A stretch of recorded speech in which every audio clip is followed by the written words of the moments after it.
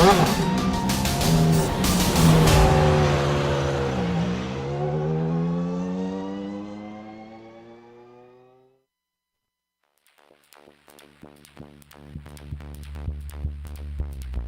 drama at Donington gave some incredible thrills, but it also brought both of our championships back together. Kaijinen and Andra made inroads on their rivals' points leads and look set to try and carry the momentum into today's race in Japan. We'll see if they can as we get ready to watch round 4 of the iRacing Kamel GT series, and you'll see it all live here on the Global Sim Racing channel. Hi, I'm Joe Peak, and with me in the booth is Adam Lindgren. Behind the scenes is our director, Sean Crackers Ambrose, and he's using cameras provided by Dougie Beard. Suzuka has given Kamel moments in the past that have changed the complexion of the championship. This venue has a history of that in real life as well.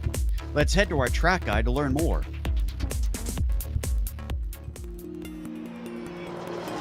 Welcome to Suzuka Circuit, perhaps most famous for its hosting of the Formula One Japanese Grand Prix for much of the event's history. This track sees all sorts of racing besides that. In fact, this place began as a test track for Honda, but later proved to be a driver and fan favorite for competitive motorsports as well. The full layout of the Grand Prix course steals the show, but there's actually 5 different versions that can be run on iRacing. With their lap lengths ranging from just over 2 kilometers to nearly 6 kilometers, plenty of different types of cars can suit the track. GT racing and lower-level open-wheelers are quite popular, but motorcycles are also a staple here. Some of the corners have become world-renowned over the years. The S's are often cited as one of the great tests of a driver's technical prowess. Then, of course, there's Degners 1 and 2, which provide very little runoff considering their fast and narrow entry. Later on, the long backstretch leads up to the notorious 130R, which is blindingly fast. The Casio Triangle offers one last chance at an overtake if you're brave, but has been the scene of many drivers clattering into one another over the years. F1 fans will be quick to cite the infamous coming together here between Senna and Prost. However, real-life visitors will find it's more than the racing that provides some viewing pleasures. The unique ways in which the Japanese fans celebrate their favorite cars and drivers certainly capture your attention. But it's no wonder they're such fanatics, because who wouldn't be with one of the world's greatest tracks right in your backyard?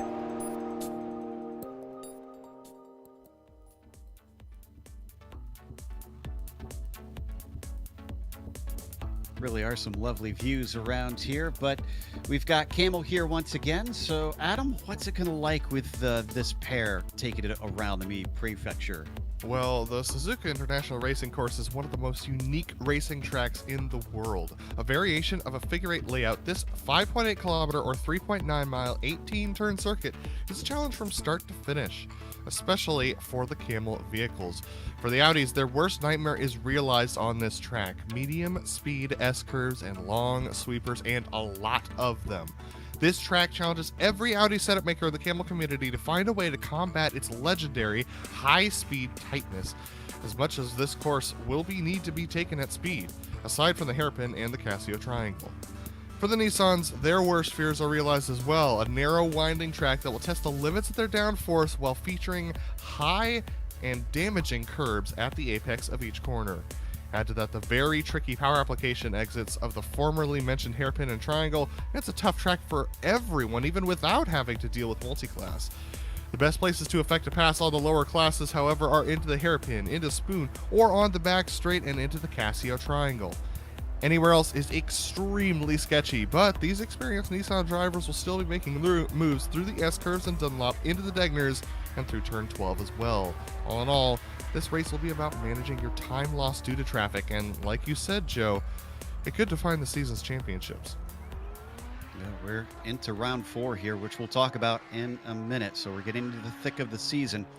First off, we got to talk about the championship, starting with the prototypes, of course. And up at the top, Fabian Gerber still has a 7-point lead in spite of having 1 win versus Andra's 2. That is because it's been kind of all or nothing this season in the first 3 rounds for Sai. Nick Schneider has been extremely consistent, and he is only a point back from Andra after he bumps himself back up into the podium positions. Sean Campbell and Jamie Hall rounding out your top 5 a little bit farther back. That will take us to the GTO Championship. Yoni Kaijinen clawed a couple more points back from Yuko Lesko after Lesko's bad week last week at Donington. Escaleta Niemi dropped a couple of positions there, but ends up in the 3rd spot. Lost a couple of points there to Joni Kajin and Yuko Leskala, but Nils Kor, look at that, jumping up to the 4th position, and it's actually tied with Roman Pawlowski. And then look at that on our screen, a 5-way tie for the 5th position between Alex Gall, Ben Lafter, and Reed Miller, all tied for 5th, 32 points back. It's getting real tight out there for those last 2 positions on the podium, Joe. Yeah, it seems like the competition in the midfield is incredibly tense there in the GTOs. Now, I mentioned it is round 4. Let's go over the rest of the race details today because it is a bit different here at Suzuka. We are in the endurance type format, a 60-minute race versus the 40 they usually run. It's open setup for these cars, and you heard Adam talk a little bit about how that'll be important to try and get the car to handle a certain way around here. They also have no fast repair, and even though it is a modern F1 track and they do have lots of paved runoff in a number of places, it's a bit old school in a few spots where there's really not much before you find yourself hitting something. And then, of course, they get penalties if they are off too many times without hitting something, or they hit another car too many times and somehow keep going. Hopefully we won't have anybody that will have to track for that as we watch Phil Lake come around. I believe Nick Schneider is going to be the first to the line of our drivers trying to put a qualifying time in. They get 2 laps out here, and Nick's going to put a marker of a 1:45.1 for our prototypes. Let's see what everybody else manages. Iamaki quickly faster, and Stephen Warkup behind him. Oh, Hovdal looking quick. So apparently he's figured out how to run the downforce around here. Yeah, quite a few drivers getting their first laps in. There, Fabian Gerber and Arda Iamaki jump ahead of Hovdal, so the faster drivers starting to come to the fore once again. So none of the GTOs have made it to the line yet, but Norbert Leitner might be one of the first. So as he crosses the line, he is going to be the first, but Brian Shanahan is going to be one of the next drivers as well. He crosses the line. Nils Kor up to 2nd, Dominic Bureau 4th. We're going to see a lot of drivers taking some good positions, but look at this, Reed Miller already down to 3rd, but Yuko Leskala jumps up to the top of the spot, 0.5 ahead of Leitner.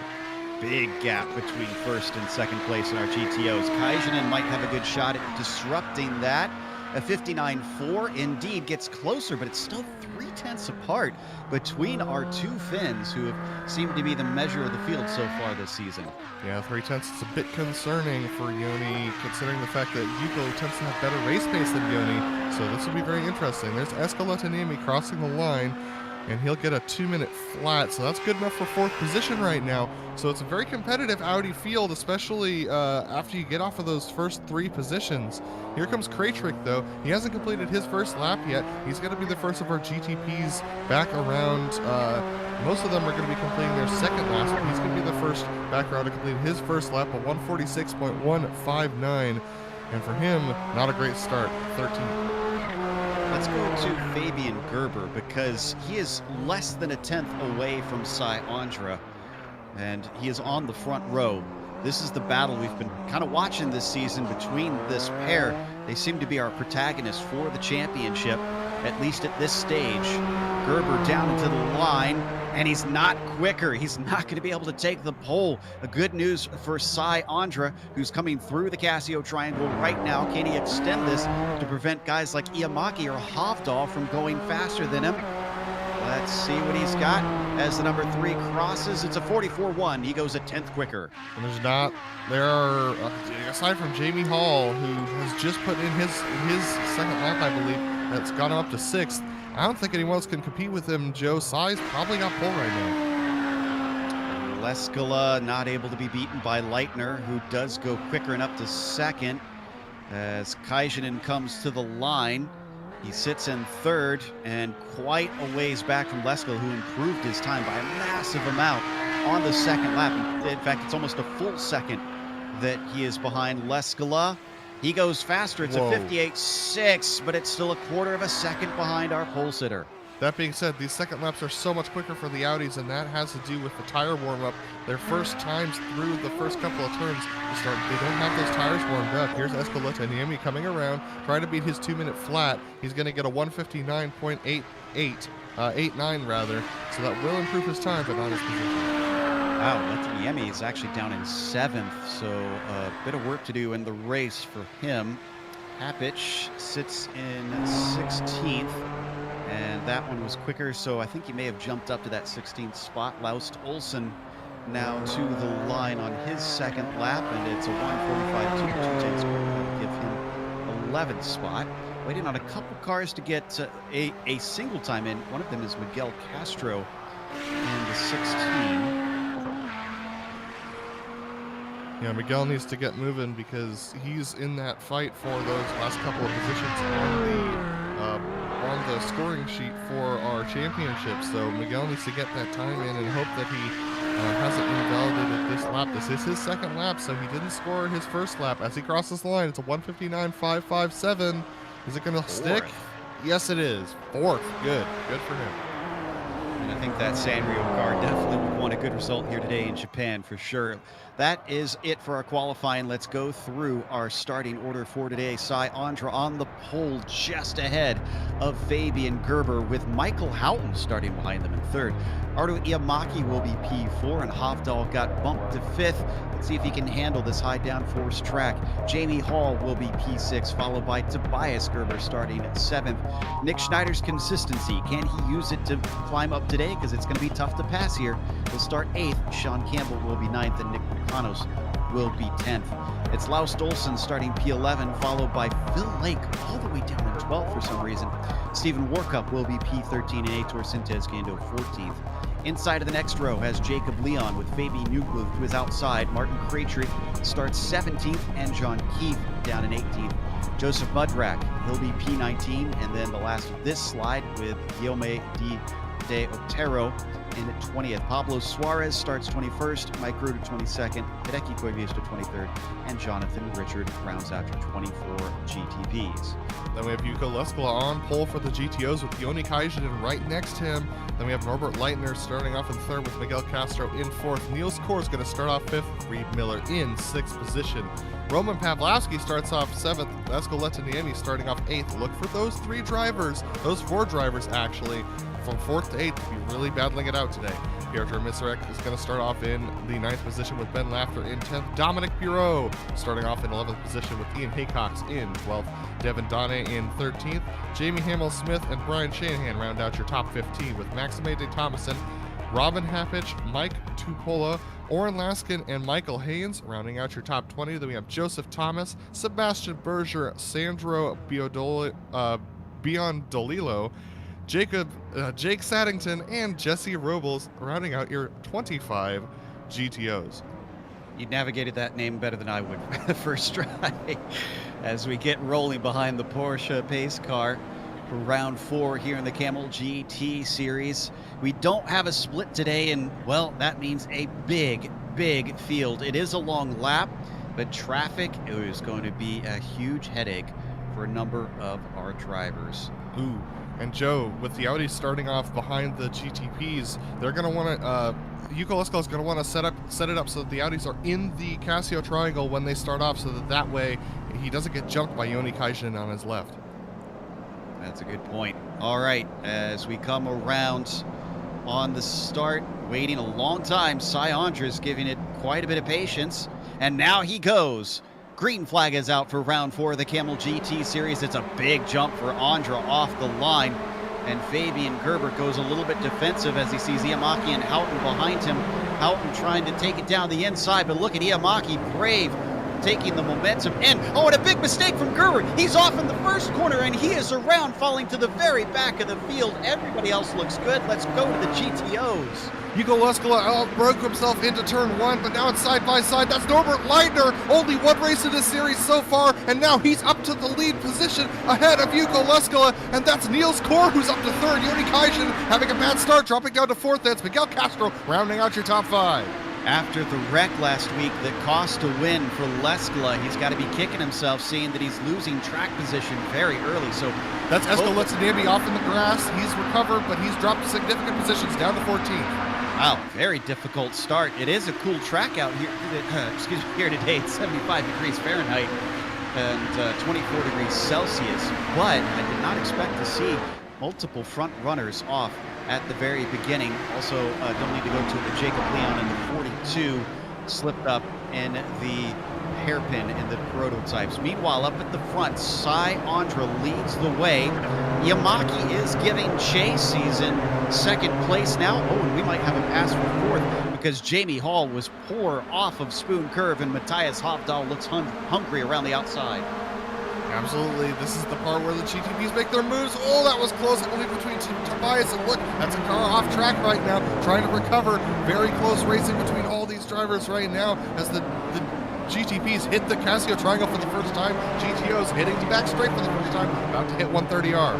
Yeah, that was Hovdahl trying to keep from spinning around, just taking a bit of the paved runoff. Meanwhile, up at the front of the GTOs, Leitner under threat as Jukka Leskila pulls a slipstream, but he's not close enough behind him. A change for third place as Kajanen is side by side and bringing doors. Ghost contact. That was Niels Kor, who unfortunately had a little bit of that virtual arrow wake throw him off course. Actually, that was Joni Kajanen who's off course, so he's all the way back down to 12th position. So Joni Kajanen in a really bad position, trying to battle for this championship lead, and now all the way down, bottom of the top 10. He's going to have to make a Phil Lake-like comeback. Yeah, apologies, I phrased that poorly. That's Niels Kors that ran into Kajanen that shoved him off. And Kajanen down into P12 after all that.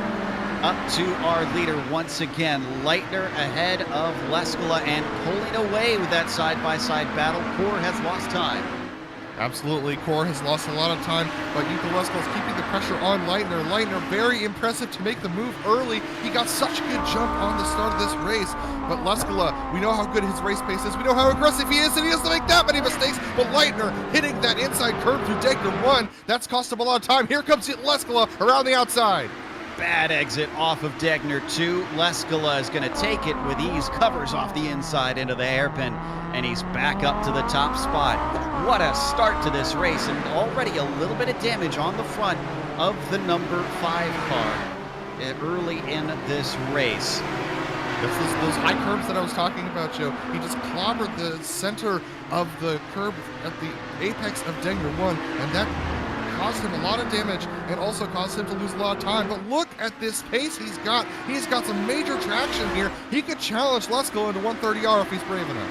If they keep fighting like this, they're going to allow Niels Kor a chance to get Oh, back. we've had a big wreck of the GTPs. Pablo Suarez is around. Jonathan Richard, Mike Reuter, Hideki Koivisto, Fabian Gerber is involved. Oh, no. Let's see how this started. We've got the replay, and I think it's going to be with Suarez and Guillotero. Yes, it is. And Fabian Gerber almost escaped. Here they come through the Casio Triangle, and there's just a little bit of contact here as they exit, and Fabian tries to get around the edge, but then gets clipped, and then it's just a big pileup after that. Oh, man. A lot of innocent victims in that one, just trying to sneak around and didn't have enough room. Let's not forget Fabian is already down on wins compared to Sai Andra 1 to Andra's 2, and this is going to hurt him even more. But Andra had the bad race in round 2, which is why he's behind in points. So really needed this to kind of help swing things back in his favor to force Fabian Gerber to use up one of his drop weeks. Yeah, and this is Sai Andra and his lead over Otto Iamaki. That's Michael Houghton hounding Iamaki right in behind him, only 3/10 behind. And we're going to jump on board with Michael Houghton as he chases Otto Iamaki through 130R. Boy, credit to Houghton switching over to these prototypes and doing quite a good job of it as he continues to hold about 3/10 behind Iamaki down into the Casio Triangle, breaking into this slow chicane. Can't make a move here. He's also towing along Jamie Hall. It's not as close, but it's about 5/10 back to that yellow and chrome dirty torque machine. Absolutely, Jamie Hall was some good experience on these machines as he ran them last season, but Michael Houghton doing a good transfer right there. We have Phil Lake into the pits. An early pit stop for Phil Lake. He might not have taken enough fuel, Joe. He might have taken qualifying fuel by accident. Yeah, I'm just checking real quick to see if he had any sort of damage, and I'm not finding anything. So yeah, I think this must be just a rookie error from the number 2. Unfortunately, he's had a season, even at round 4, that's been riddled with a couple of mental errors, unfortunately. But as he gets, yeah, this is a fuel stop for sure. So just an unfortunate mistake for Phil. Yeah, sad to see. I would have liked to see him try and climb up the order today, and it's just not meant to be. Let's go back to that battle with Hall, but instead of on Houghton, he is trying to hold off Matthias Hofdahl, who gets a great launch off of the slow hairpin. He's going to follow him up the swoon curve, but this doesn't look like enough to try and attack into that left-hander. No, he's a little bit too far back. We've seen people try and make that send before, and it has not ended well for them or for their reputation in the community either. But Hofdahl thinking better of it. You can tell that he's got a lot of wing peeled off of that thing because you can see just how loose he is as he goes through spoon curve. But here he is approaching 130R and approaching the Casio triangle. He's just not going to be far enough, close enough to Hall. It's possible that he is a little bit too much downforce wicked off of that thing because he's not gaining as much as you would expect on these straights. Yeah, Matty is known for liking a car that is really slipstreamed and able to be fast in a straight line. He's got another shot here coming off of the final corner. Nope, not looking good enough again. All he needs, I'd say, is just a small mistake from Jamie. It's going to be an easy take for him. Absolutely. It's all about the mistakes right now until they run into traffic. And speaking of traffic, for Cy Andra, that traffic is only about 10 seconds ahead. And with the delta between these cars of about 12 seconds a lap, that's going to be about a lap for Cy to get up to the slowest of the GTOs right now. That's Sandro Biondolillo. And Biondolillo is currently just now entering the S's, and Cy Andra just going through Degner 1. Things getting tight between Leitner and Leskala once again. Norbert may have given up the lead, but he's not letting this one slip through his fingers as he comes up to the Casio triangle. Just not close enough to try and do anything, but he's hanging less than half a second behind Leskala pretty much the entire lap at this point.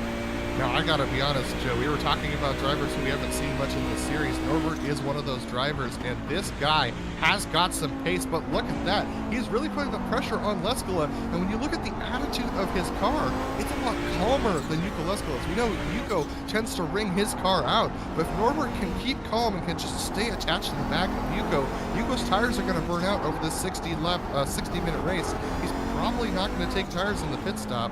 So this is going to make things very interesting as we get towards the end of this race here. We're less than 10 minutes in, though, so far, Joe, and lots is happening.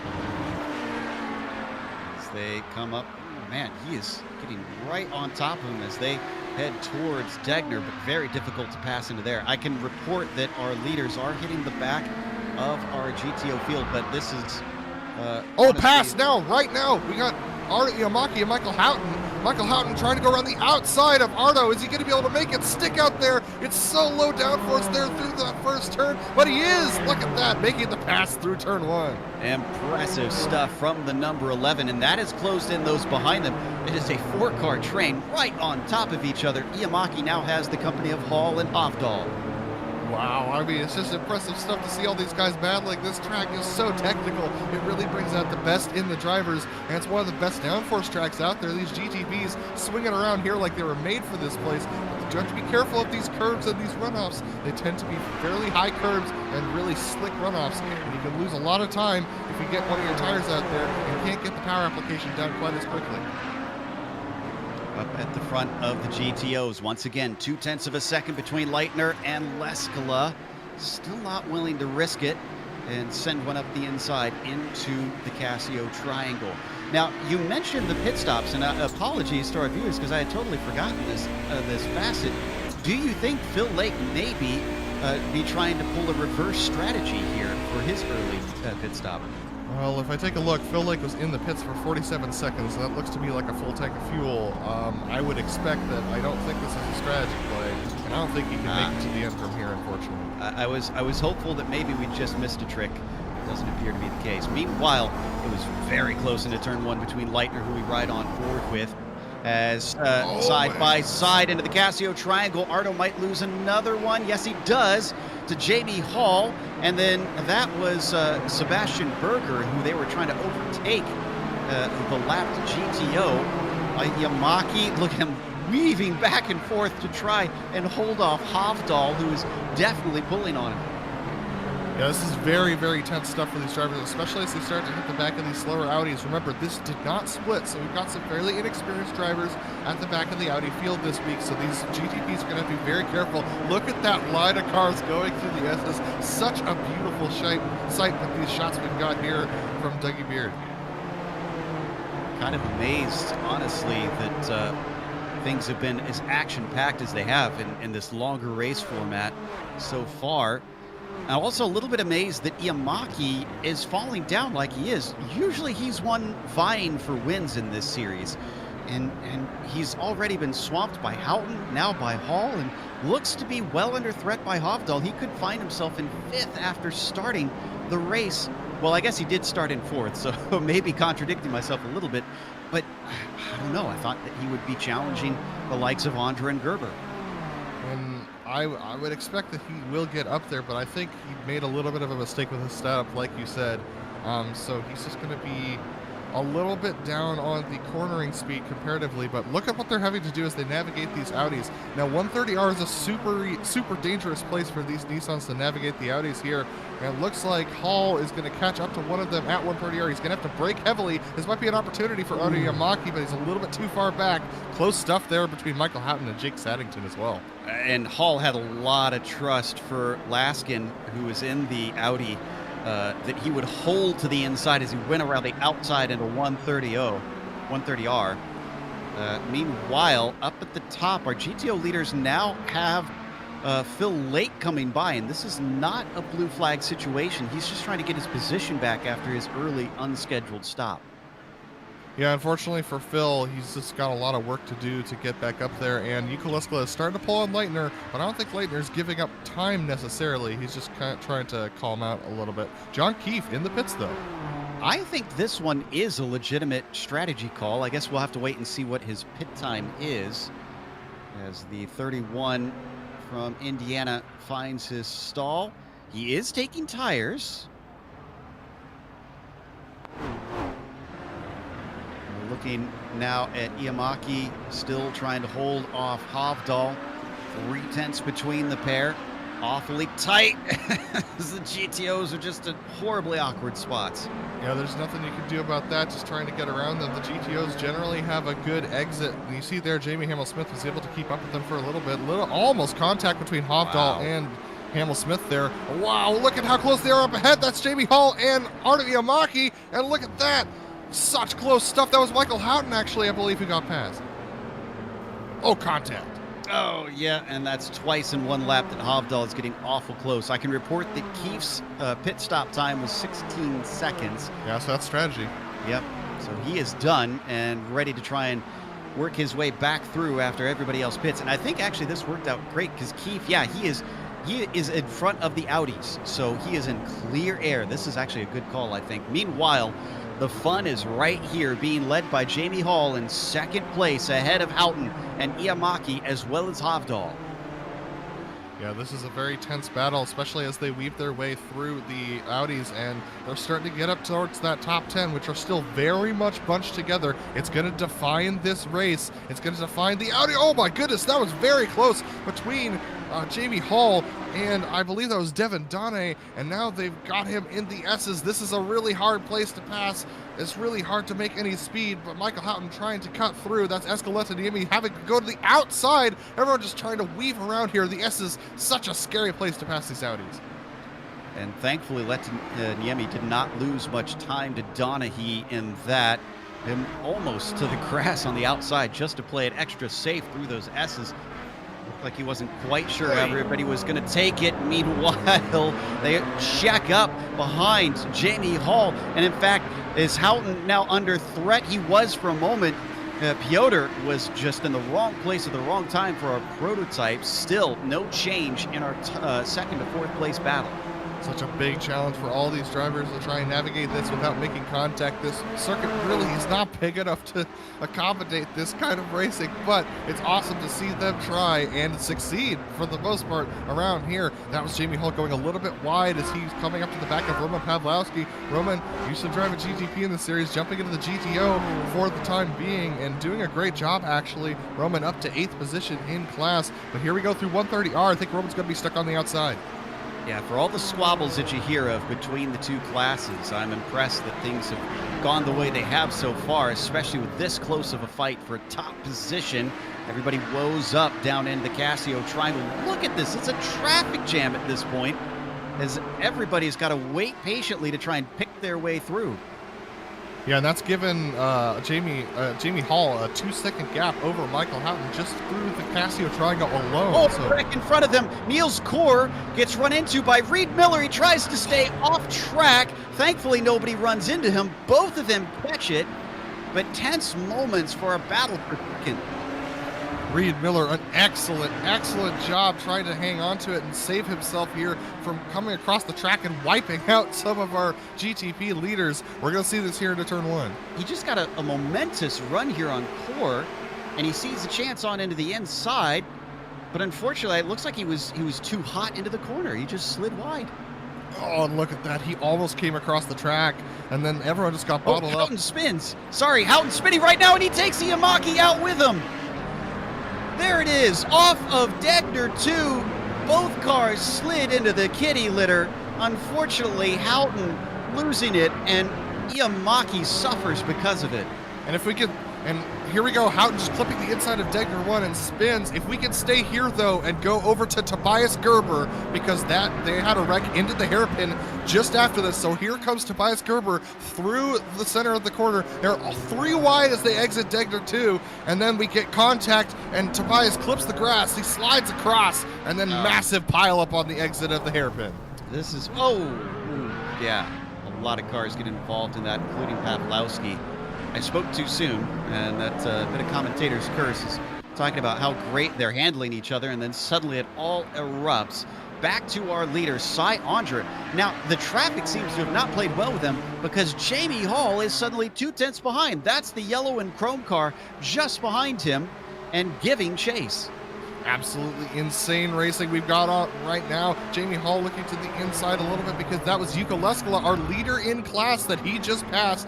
Yuko now has a 2-second gap over Norbert Leitner for second position, but Jamie Hall now trying to snake his way forward, trying to get up to the back of Sayandra. This is Jamie's best opportunity for a top position on the podium that he's had in the last couple of seasons, as lots of people come into the pits for damage repair.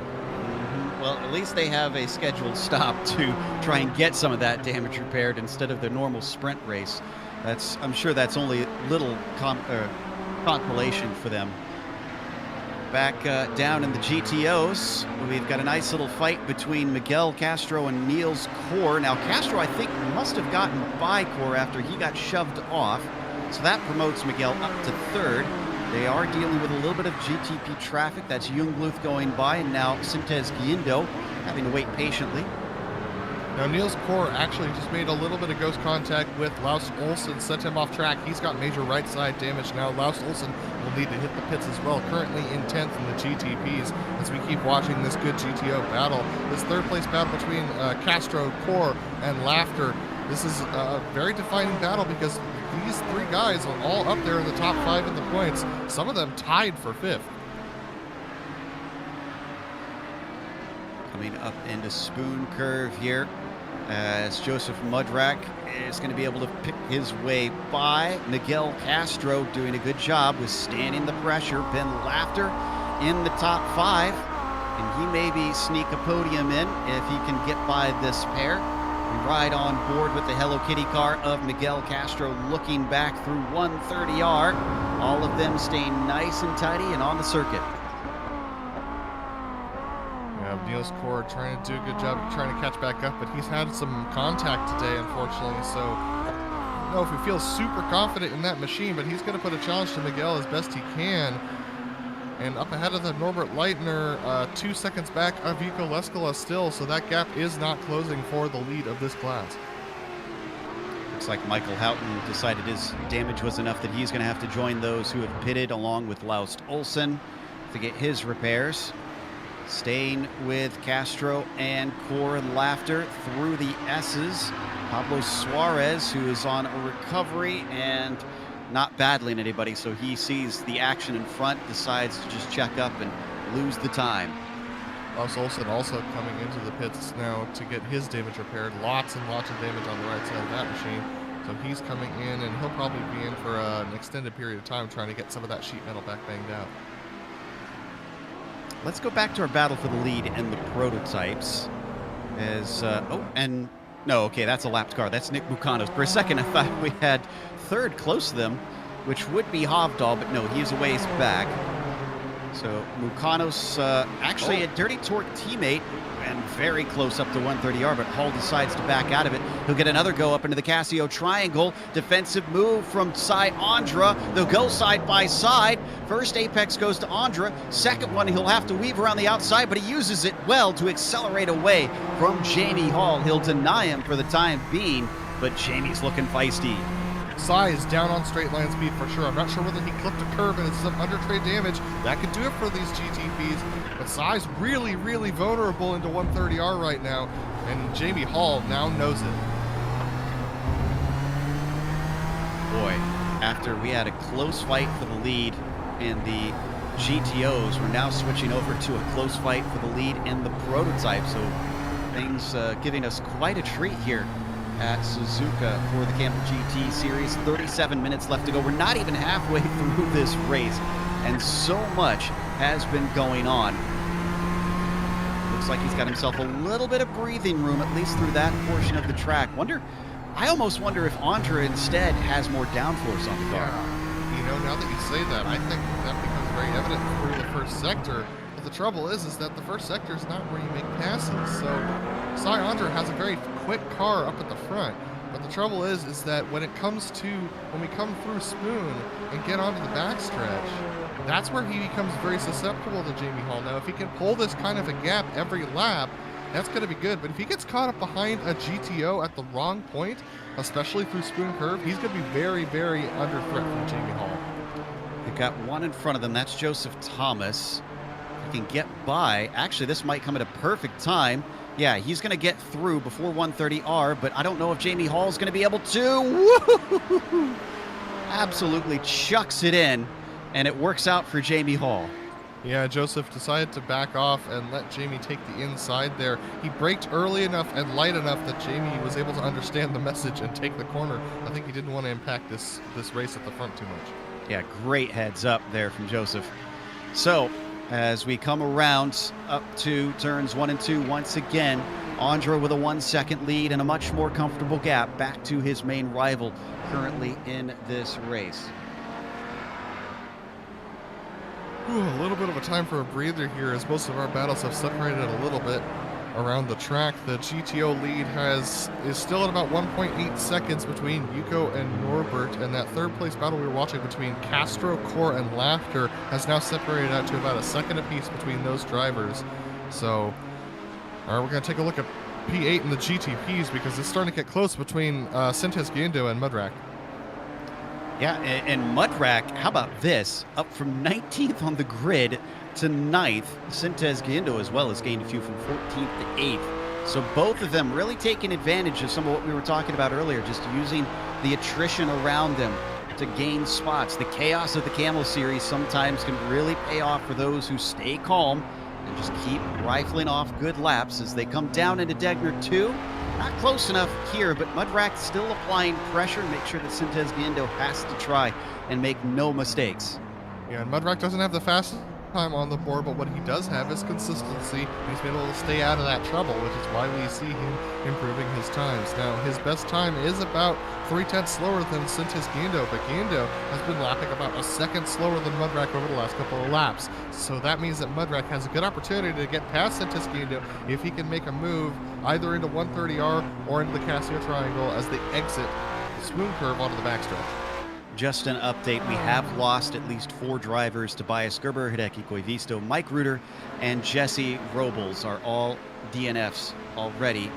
Ooh, and a really awkward spot, having to go around Tupola, and that's going to slow up Sintes Guindo. Mudrak sees it, tries to go around the outside, too hot into the corner. Sintes Guindo compromised. Could he finally seal the deal here? Mudrak off on the outside, but the traction is not enough. Mudrak still behind. Sintes Guindo to the inside. Thomas stays to the inside as they go 3 wide. Mudrak now has the desired line down into the first corner, and he finally gets it done. That's 7th place for him. Great work from Mudrack. Good racing etiquette there from both of those drivers, and excellent racing awareness from Mudrack to take advantage of Centesquino taking it too deep into the Casio Triangle, and he was able to maximize that as they went through turn 1. What a great move from Mudrack right there. As that was happening, the reason why it became for 7th suddenly, Sean Campbell decided to take his pit stop.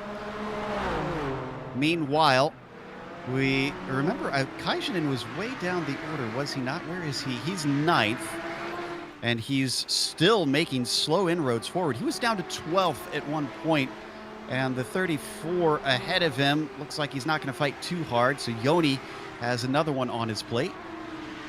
So Yoni Kaijinen making that pass, but unfortunately it is absolutely a game of recovery at this point, and he is a significant amount of time behind our leader. I would count it to be about 30 seconds.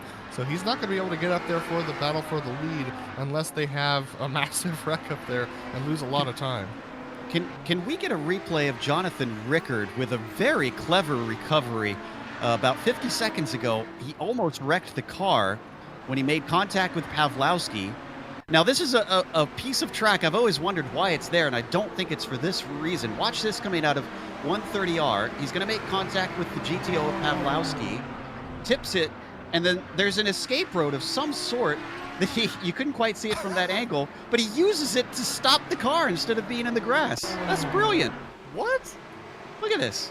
All right, he just decides to take... Wow, okay. Yeah. Great job. So he keeps from wrecking the car, and he gets it back on track. He does lose a few positions, but at least it's better than sliding through the grass and plowing into people. That's when your GPS says, rerouting. Nice stuff as we come back live. And Rickard down to 15th from that one. Let's go back to the battle for the lead between Andra and Hall, because now it is only 2/10 between the pair. Absolutely. Jamie Hall and Cy Andra are very close battling, and they've got a lot of traffic ahead of them. And it's not just GTOs, it's GTPs as well. So this could really hurt Cy Andra if he's not careful. This is exactly what I was talking about with him getting held up through Spoon. If Jamie Hall could get a good exit, and here he is trying to. Oh, he just gets a little bit too wide. But I think Cy Andra's going to have enough draft for the cars ahead of him to stay ahead. Let's find out as we go to 130R. They're going to have some interruption. This is Shanahan in front of them. And both of them switch to the inside. Shanahan giving them space, but it does slow up Andra enough that Jamie Hall is side by side with him into the corner. Doesn't hold on to it, though. He regroups and tries for the front stretch. A little bit of wheel spin, though, and Hall gets denied. Cy Andra just so calm under pressure. The move from Jamie Hall on the outside, and he just sticks it, his braking point exactly right to make the apex of the first turn in the Casio Triangle. What a great job to defend there from Jamie Hall, who's putting the pressure on in heaps and bounds. Matthias Hofdahl in the pits for regular service. Oh, and Houghton is out of 3rd place, I think. No, excuse me. No, he's been in the pits. Sorry, I saw some messages from him on the chat, and I thought something had happened to him. So he's been taking repairs for a while now. Matthias Hofdahl, in the meantime, is also in. So he will give up his top 5 to take his scheduled service.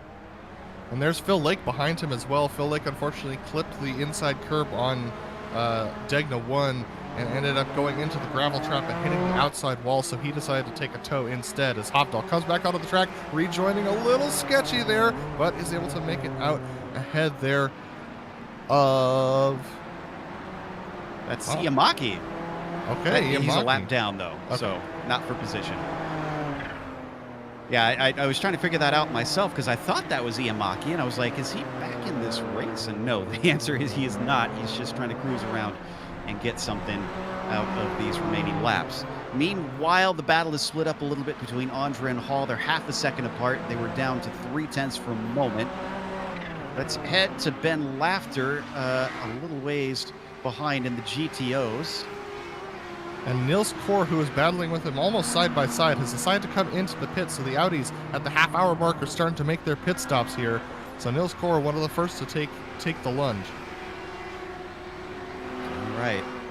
As the pit stop starts He's taking tires. Yeah, he is indeed. Looks like that might be a common thread. Yeah, I was going to say, yeah, there's another one taking it. I mean, there's so many fast corners. Do you think that'll pay dividends in lap time?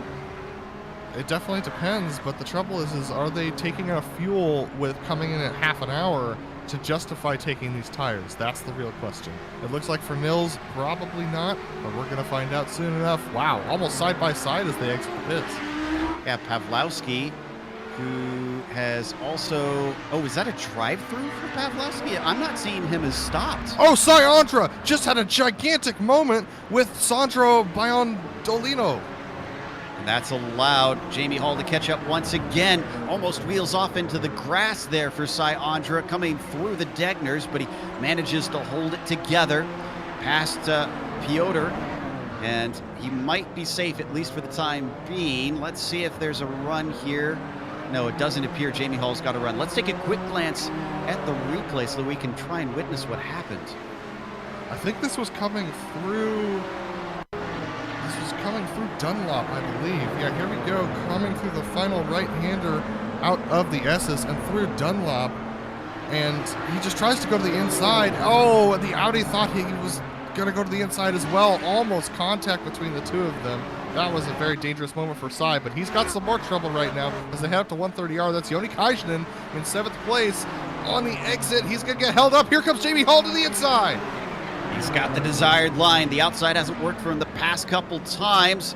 Can he finally get it done? Oh, maybe not. Once again, Sayandra just proving too strong.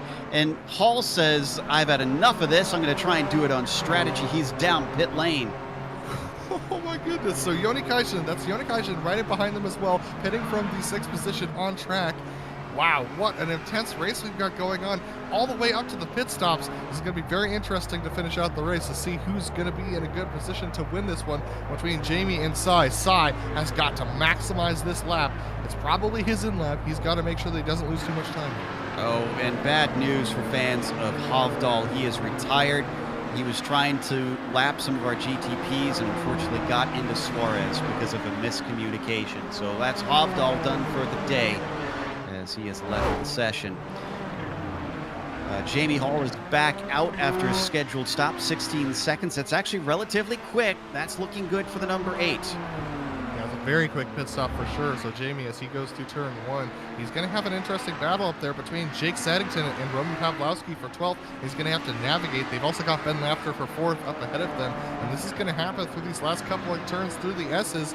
Roman not in a great place, but he's able to, when they turn right, able to get around. So Ben Lafter should be able to navigate him by going up the inside. He thinks about going around the outside. It's a little bit of confusion, but he's able to get through. And Jamie Hall is now our highest pitter of anybody in the prototypes. Interestingly, it is Leskala who is also our highest pitter in the GTOs, currently sitting in 6th. And so is Jamie Hall in 6th place. So a bit of a mirror image there for our two classes of drivers taking similar strategies with stops at about halfway. So Sayandra is going around another time, Joe, so Sai decided not to pit at the same time in response to Jamie. He's not trying to cover anything off here. He's just going to go on his own strategy. Oh, and Jonathan Rickard and I think we had a wreck coming out of the Casio Triangle. You won't believe it, Joe, but it's not a wreck. It's very close to one, but Jeremy actually manages to save this thing. Watch this. Are we on Rickard? I think we're looking for Rickard here.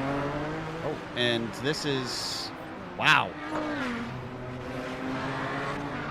Two different engines. That's Rickard. That's the one I was looking at. So we were both watching wrecks happening at the exact same time. Rickard's going to spin it around. Unfortunately, the GTO. Oh, and another prototype gets into him. That one definitely was a wreck. And Reed Miller decides, as he's coming up on the smoke, you know what? Now's a good time to pit with him. Yeah. Well, the reason I saw it is because I was checking on 2nd place in the prototype. Schneider was another one that had to try and work his way by the slow cars. The Canadian still able to keep the car going. That's Rickard that we see. Fabian just exited from his pit stop. Jacob Leon is in, and the prototype starting to kick off here as we head towards the end of the pit window.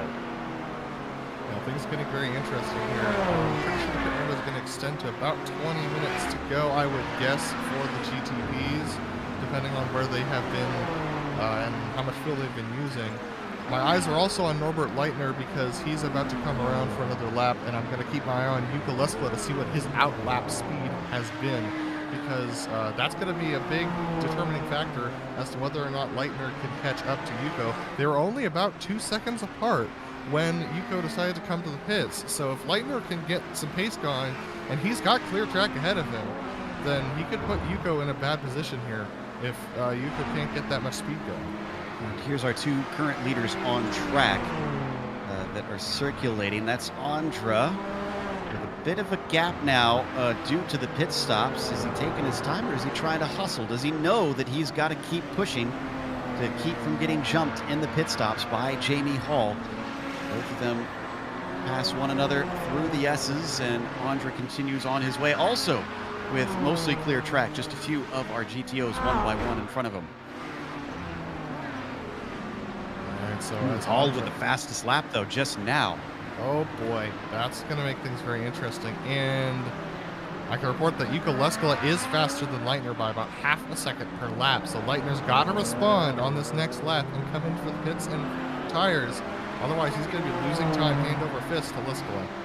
By the way, last lap, that fastest lap for Jamie Hall, a second and a half quicker than Cy Andra. This is bad news for Andra. Hopefully Andra saw that pop up as well if he's got any sort of telemetry running in that machine, and hopefully he can respond, because he's got to get in and get pitted as soon as possible. Well, if he pits now, I would think he's definitely going to be jumped. So you think he should keep running and trying to fulfill strategy to the end?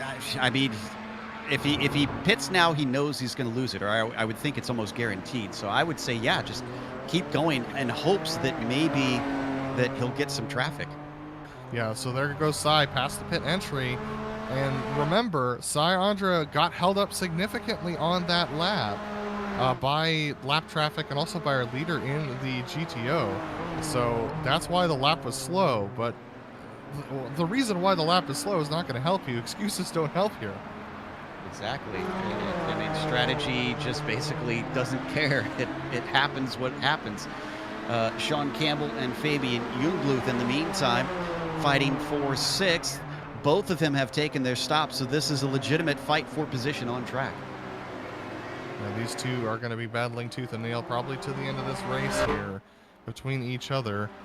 Jungbluth currently in seventh. He is the latest to pit. Sean Campbell has been out there for 5 laps already, so these two drivers on different strategies. According to what I've been seeing with tire wear, Jungbluth should have some decent pace on Campbell, something in the realm of about a tenth to 2/10 per lap. So if Jungbluth can maximize that, he's got a good opportunity to get by Campbell here, especially as they exit and head towards the first turn. Ooh, he's holding him all the way down to the inside, right up to the pit wall. And Fabian Jungbluth has got an overlap. He's going to have to be brave here into turns 1 and 2. He is brave. He clings to it around the outside, but the grip's not there. Now here they go through the S's. Fabian Jungbluth backs off to make sure that he can get a little bit of air on the front of that machine to make sure that he can make these turns without scrubbing off too much of the tire wear, but he's taking it very aggressive through the S's here as they come out and go through Dunlop into the Degners. Let's see who's got the pace. It looks like Sean Campbell's able to get a better run. That's to be expected coming out of such a high downforce sector. But here we go through the Degners. This could be anyone's game. If Sean Campbell makes a mistake, he almost goes too wide, but he manages to hang on to it.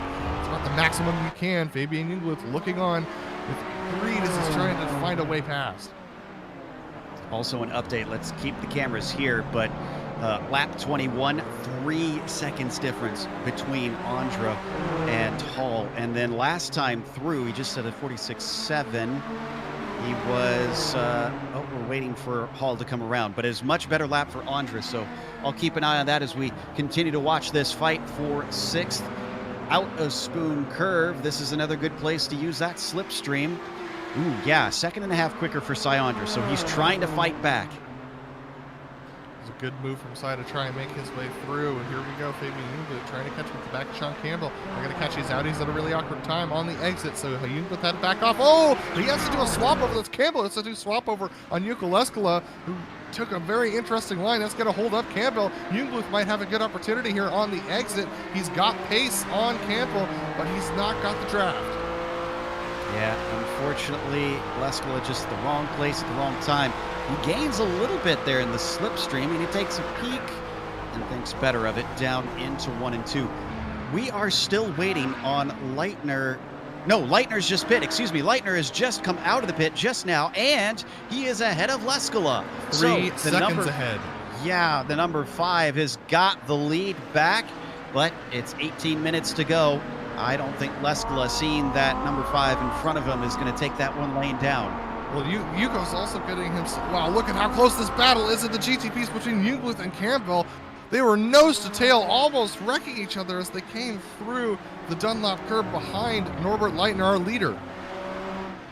Almost touching the gearbox of the car ahead, but Campbell is going to continue to hold him off. Laskin up in front of them is next, the one that has to deal with this fierce fight. And I think he's going to be caught just out of Spoon Curve, or maybe actually in Spoon Curve. Oh, we've had 3 wide through Dunlop, and it's worked between John Keefe and Jacob Leon and Miguel Castro. That was some tense stuff. That was unbelievable. How did they make that work? Let's take a look at this one. Splitting on either side of Castro, the prototypes having to be brave. And did this get a spot? No. It almost got a spot for Leon. Look at this. He had the momentum, and he second-guessed himself. Absolutely insane. 3 wide on the exit of Dunlop there. Such intense stuff between these drivers. They're taking every opportunity they can to gain position. Back live to Jungbluth. He's side by side with Campbell. Campbell to the inside defending, coming down the front stretch. We've seen this tried once before, but Jungbluth is farther alongside him now. Comes back to the racing line, trying to give as wide an entry as he can, as Sean Campbell is defending with his whole heart here through turns 1 and 2, and it's going to work out in his favor. He still retains 6th place. And I can report that Jacob Leon and John Keefe got held up behind an Audi as they went through 130R. Jacob Leon got into the back of John Keefe, who has spun. John Keefe's now recovering and back up in 12th position. Unfortunate for those two, that battle ending in tears. Andra set his personal best fastest lap, and now he's in. Andra is in pit lane. This is the determining moment. Are we going to see Schneider and Mudrack as well pit? They're the only other 2. Schneider's not going to. He'll stay out. Mudrack is a ways to go, and then we get to Jamie Hall. Yeah, it's going to be tense. This is going to be, I think it's going to be fairly close. Syandra did respond on that second lap to what Jamie Hall did on his first lap out. A lot of damage on the front. Oh, yeah, I mean, that was what I was talking about. I think he might have a little bit of a slower straight line speed, but let's see what happens here. 16.5. Jamie Hall's coming. It's going to be very, very close. Andra is out, and Hall is in front of him. Just barely. Oh, and there's lap traffic. Unfortunately, it's Sandro in the 49. Just at the wrong place at the wrong time, trying to exit on his own pit stop, and that may have held up Andra. It definitely did hold up Andra to the tune probably 1.5 seconds to 2 seconds, so this is going to be a problem. Let's take a look between Castro and Laughter. These 2 GTOs, ever since we saw that moment through Dunlop, have been inseparable on track. And this is a fight for 3rd. All of the GTOs have finished their pit stop at this point. There's nothing left on strategy to help this pair out. They've also got the dirty torque car of Nick Lucanos just behind him. Now he's multiple laps down. No, he's on the lead lap, but he's well down the order. So he's really battling anybody. We'll get a nice, easy pass here on the back stretch. Maybe not. Compromising the line just a little bit for Ben Laughter, and then Castro has to check up because of it too. Yeah, so these 2 guys are really struggling with front tire wear at this point. Miguel Castro really tight on the entry and through the center of the turns. That's why you're seeing him not come up to the back of Ben Laughter that much through the turns, but he does have some decent straight line speed still going for him. Nicholas Schneider is in from the lead of the GTPs. So that'll hand it back to Hall, we assume, pretty soon, who is just behind Joseph Mudrack, who is not coming in. Joseph going a long ways here, trying to extend the fuel as far as he can go. I'd like to note that Syandra took 0.5 seconds off of Jamie Hall on that lap alone. Syandra's got fresh tires on that machine, so he is going to have the pace advantage on Hall on the first couple of laps here. So that could pay dividends. Hall's last lap 47.0, but we won't know Andra's true paces. That was an out lap for him at 2:25.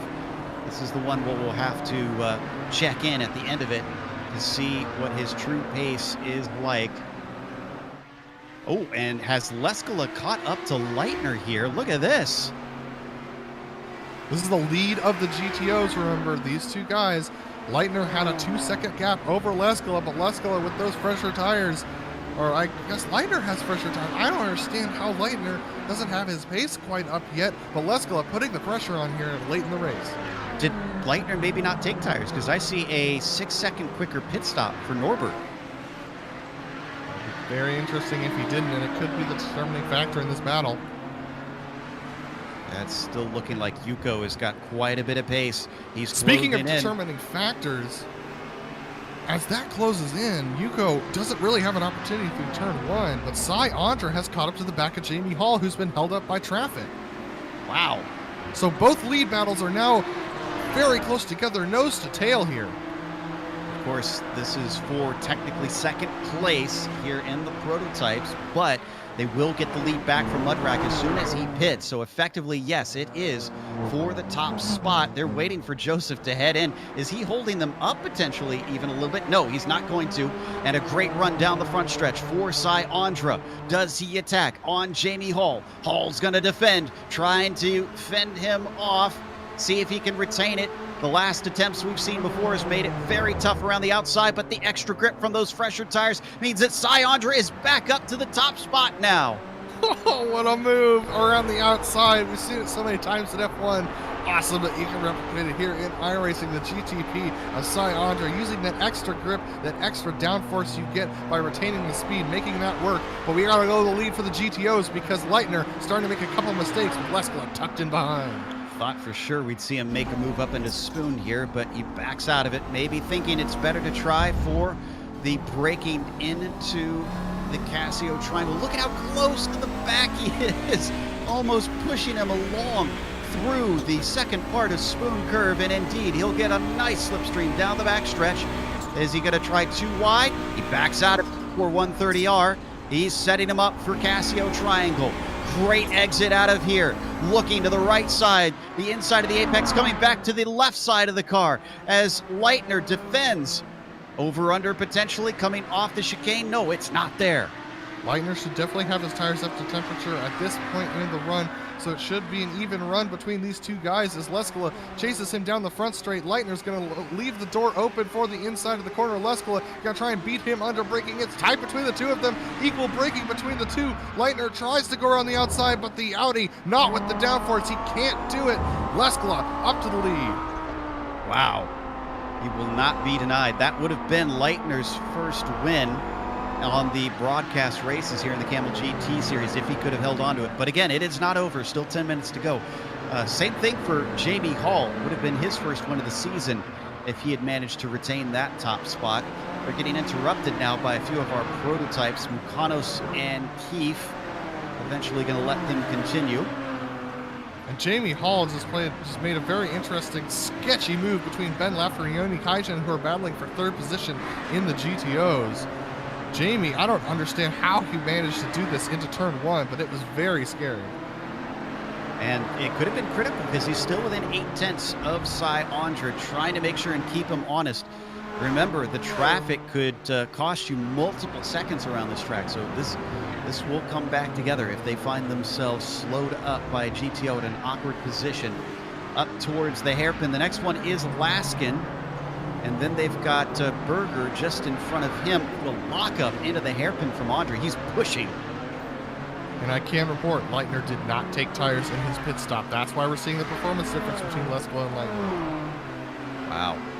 And I suspect that despite it giving him the track position, he's regretting the decision because it's not enough to prevent Leskala from getting back to the front. Meanwhile, this is for third, and a little look to the inside from Kaijinen.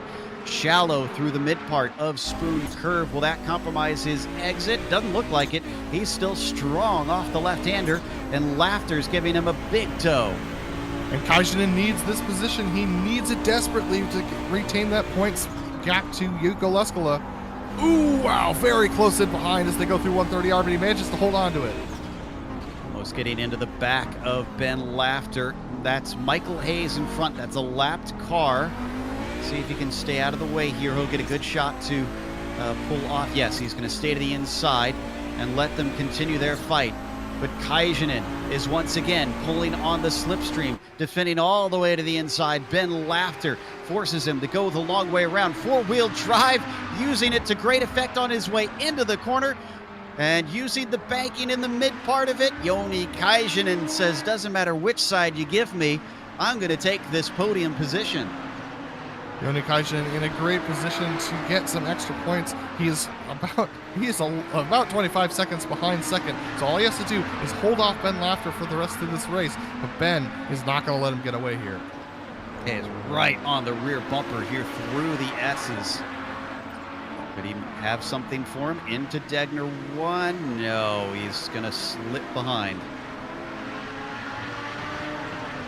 Oh my goodness, such an intense race we've had going on with Ben still chasing Joni Kajanen. I can report that Stephen Warcup got into a gigantic accident through Spoon with a couple of our back-running GTOs.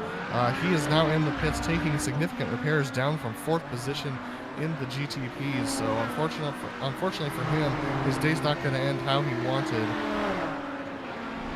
Remember the fight that we were watching between Campbell and Jungbluth earlier on in the race?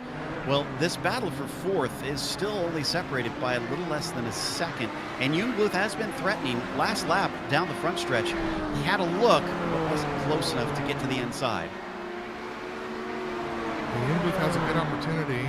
Sean Campbell has some decent speed himself. Oh, Jungbluth's going to get cut off a little bit here by Devin Donne, but Devin needed to get to the apex there. Didn't hold Jungbluth up that much. Jungbluth's going to have to take the inside and the slower line through the Spoon Curve. So he's heading towards 130R. He's got a lot to do and not a lot of time to do it.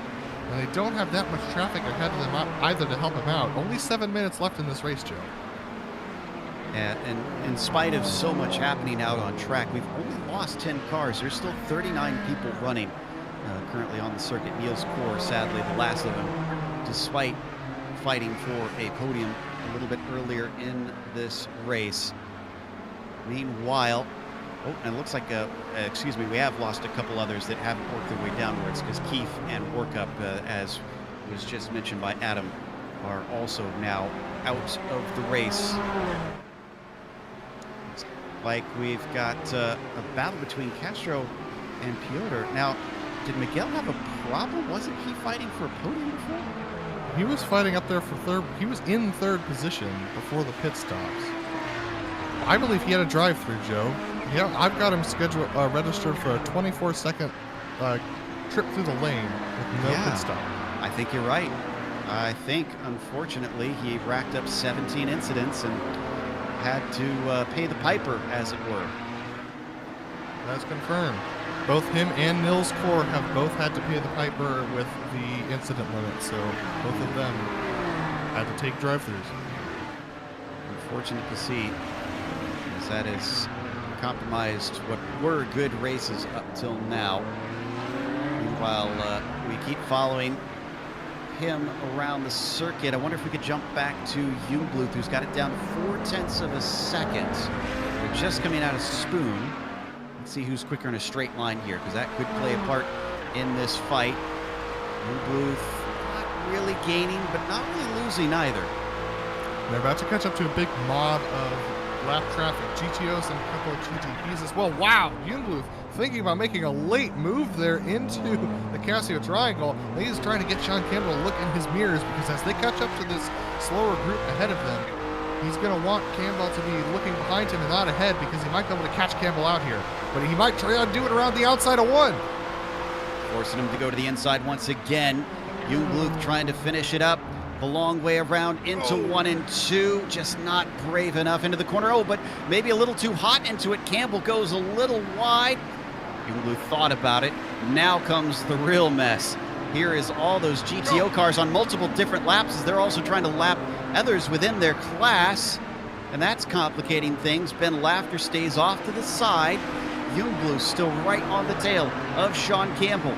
And then Jonathan Rickard, who's also a lap down within their own. And they might go 3 wide, holding up Sean Campbell significantly. But it is plugged up, and Jungluth has no place to go.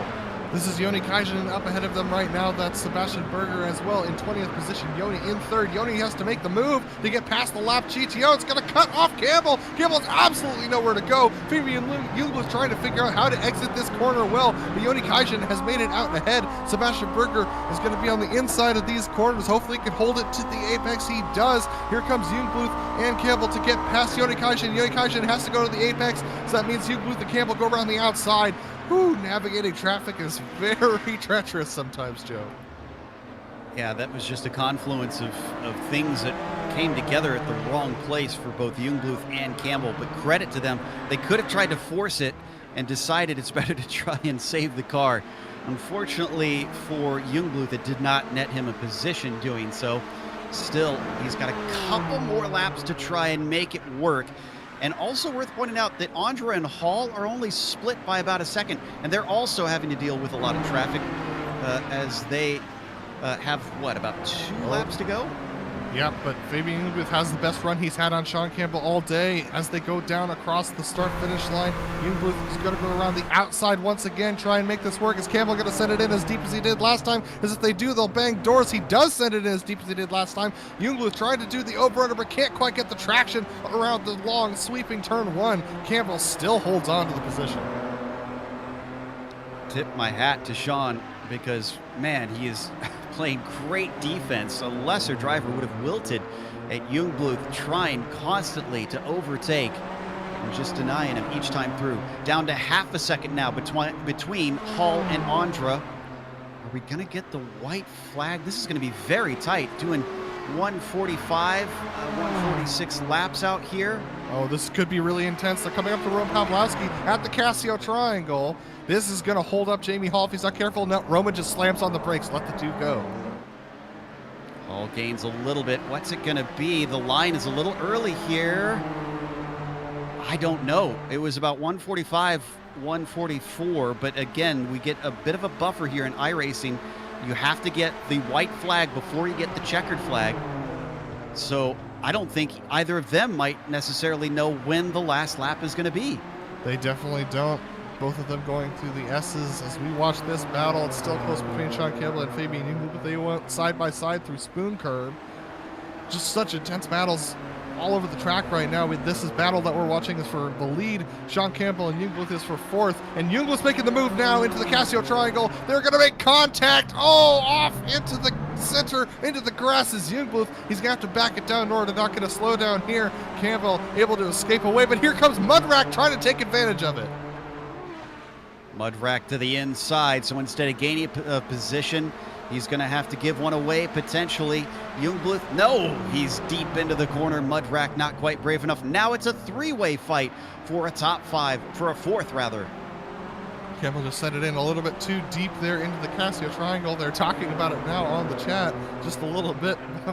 The decision to do that. So now we've got this intense 3-way battle for 4th. We've got this intense battle for the lead in the GTPs. I can report, though, the GTO's lead is up to 7 seconds. Leitner's lack of tires are really biting him. But look at this. Jamie Hall closing on Syandra. And here's another question. Did both of these drivers schedule for this many laps if they get an extra one? Oh, he's got a shot at him coming up to the corner. Oh! Hall's going to send it up to the inside. Can he complete the pass? And it's going to be the same thing. They both come together, having to cut the course. That was Syandra, and it is going to be the end of the race. But it is going to be Syandra who takes the win as Jamie Hall lets him have it. The gentlemanly thing from Jamie Hall allows Syandra to retain the win. So Mudrack starting to fall back from this battle here for 4th. Jungluth with a really good opportunity. Mitch Campbell, is he out of fuel? I think he is. He got held up just a little bit. He's on the inside now as they go through 130R. Is he going to back off and let Jungluth have it? I think he is. He's going to try and slot in behind. Gets in there, coming up to the final corner. And ahead of them is Yuko Leskala as well. You can see our leader in the GTOs. Yuko takes the win here for round 4 and racks up win number 3 this season. Meanwhile, Campbell was beat out by Jungbluth, who will claim 4th place. Mudrack will come home in 6th, but what an intense battle throughout this 60-minute race. It didn't feel like 60 minutes, Joe. What quite a bit quicker for me. Yeah, absolutely. Those were some great moments that we saw here today in round 4. We're going to take a quick break here on the Global Sim Racing channel. We'll come back with the unofficial results as well as driver interviews, so stick around.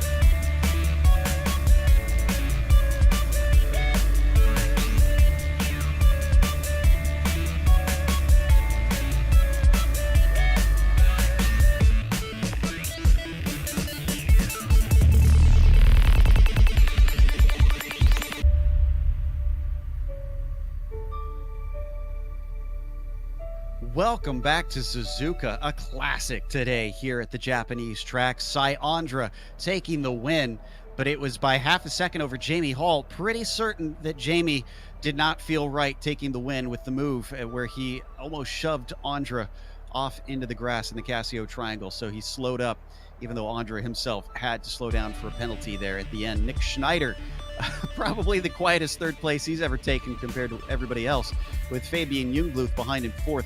Fabian, by the way, qualified 16th, so man, credit to him for that one. Sean Campbell with a 5th ahead of Joseph Mudrack, another one coming forward from 19th to 6th. Heitor Sintez Guindo was 7th, and Fabian Jungbluth was 8th. Then it's Nick Mukanos with a 9th and the last one on the lead lap from our prototypes. 10th went to Guillermo de Otero in 10th.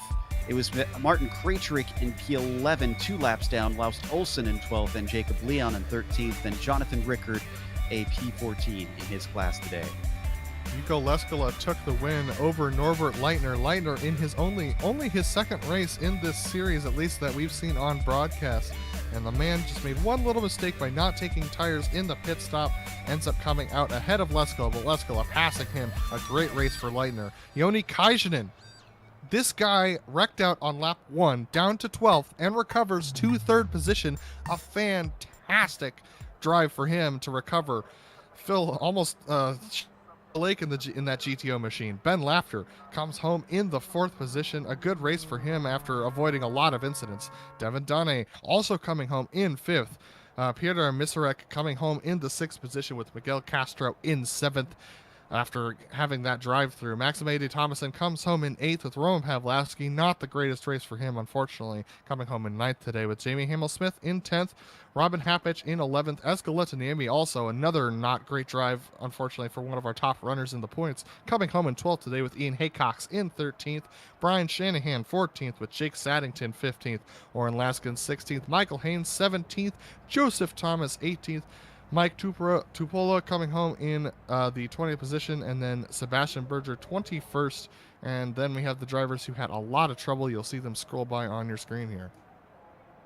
That'll bring us to our winner in today's prototype race, Sai Andra, who unfortunately lost the lead at one point through the pit stop. Sai, were you watching the lap times of your rival Hall during that race? Were you aware of the jump happening? I did know it was going to be really close. I was hoping with traffic that it would even out. But my trump card was the fresh tires on low fuel. It was a quali set, and I love my quali sets. That allowed you to catch up to him and make the pass. But then he hung on to you and talked to us about what happened in the last corner. What's your perspective? I think he just made the move that everybody would do, but he was a gentleman about it. He knew that he didn't make the corner. It wasn't a fair pass, so he let me back through. Like I said, I think I would have made the same move. So I can't fault him for that. But as always, in this series, people race hard, but they race fair. So I think it was no hard feelings. Yeah, it's what gives us such great races, such as today.